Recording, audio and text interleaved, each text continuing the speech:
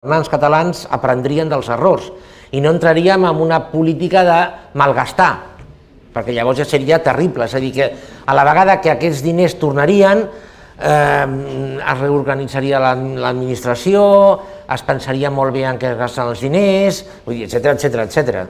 Sí, evidentment, seria la solució definitiva, per descomptat. Ara per aquí dalt, si... Al principi de l'exposició ha comentat que només sortirien de la crisi si tothom col·laborava, no?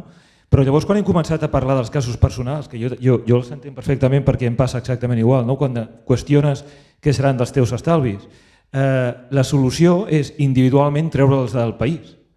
Això no es faria més que accentuar el problema molt probablement. Jo crec que per protegir els nostres estalvis poder seria interessant plantejar-nos qui està controlant els nostres estalvis i com els està gestionant.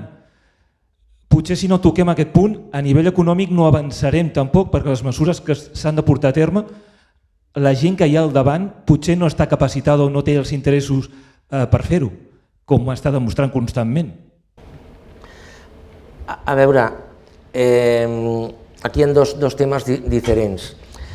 El senyor Emilio Botín és president del Banco de Santander perquè una junta d'accionistes li va elegir. És a dir, el Banc de Santander és una societat anònima i en una societat anònima la junta d'accionistes és l'òrgan sobirà. Si la junta d'accionistes del Banc de Santander considerés que el senyor Botín és un inútil, el trauria.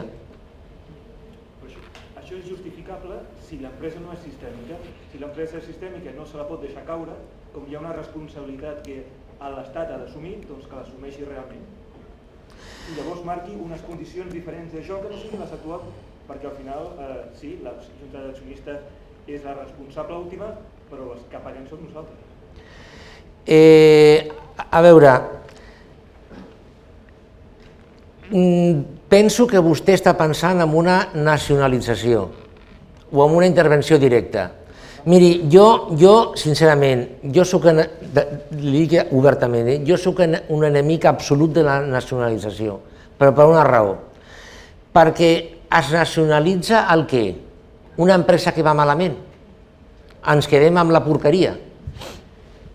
No, fem una altra cosa en tot cas. Que per aquesta banda em semblaria correcta. És a dir, injectem capital, perquè un banc per definició no pot fer fallida i a la vegada diguem com s'han de fer les coses a través d'una inspecció, d'una comissió tècnica. Però nacionalitzar el banc o l'entitat financera jo penso que no. Per què volem Bankia? Per què volem Bankia? Perquè nacionalitzar Bankia significa que ens quedem amb els problemes de Bankia.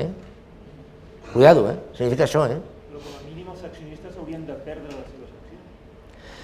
A veure, aquest és un altre tema. Vostè diu que si una entitat és intervinguda i s'han de posar diners, els accionistes han de patir part del cost que significa, amb això estic d'acord, totalment d'acord, totalment. És a dir, perquè en realitat, si estem sostenint amb una entitat financera que és una societat anònima, resulta que estem d'alguna manera afavorint els accionistes amb diner públic. Això sí. Ara, nacionalitzar, jo penso que no. Bé, si hi ha alguna altra pregunta aquí dalt, ja seria l'última. Allà? Hola. Sí? Sí? Hola. Bona nit. La meva pregunta seria, vostè creu que sortir de l'euro ens ajudaria a sortir de la crisi? A veure, quan es va crear l'euro, quan es va començar a parlar de l'euro i es va començar a fer llistes de països que serien membres de l'euro, hi ha una sèrie de països, i tots vostès s'imaginaran quals, no sortien en cap llista.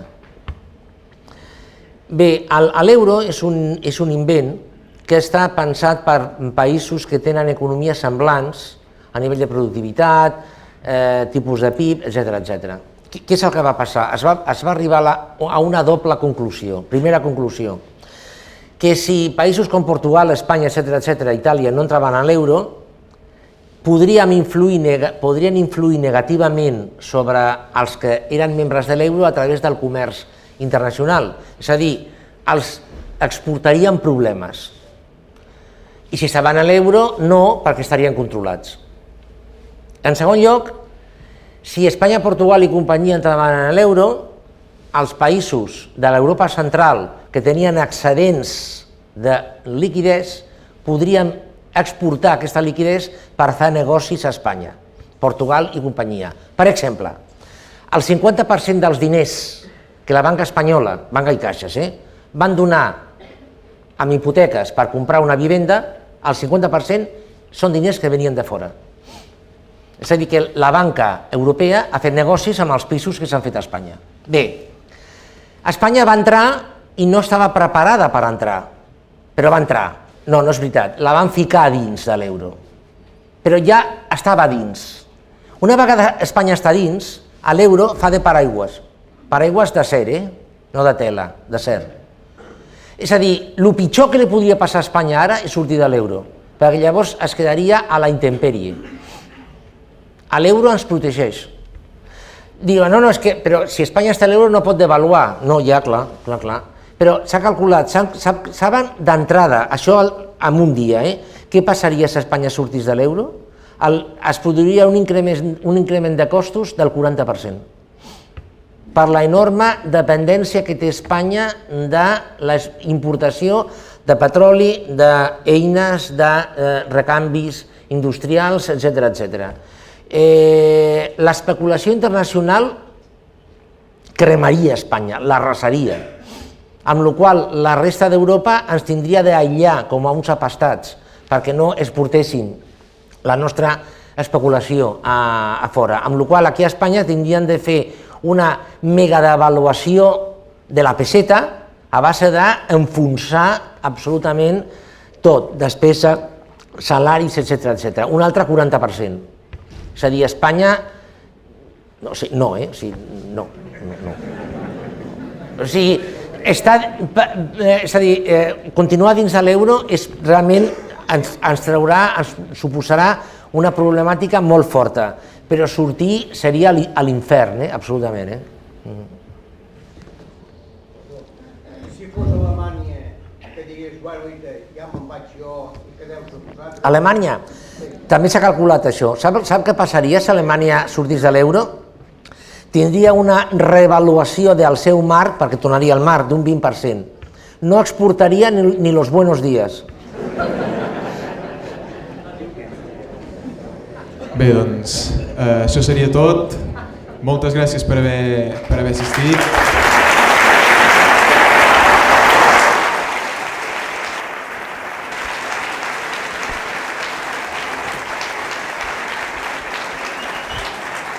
Bueno, ja per acabar, vull donar les gràcies perquè ara estic aquí jo parlant, però també hi ha un equip a darrere. Tenim vitraris que ens ajuden, ens donen molt de suport, i després tenim els membres d'Active 21, que són en Sergi, la Laura, en Pol, en Toni amb els llums i el so, l'Arià Baller, la Sandra, tot aquest equip.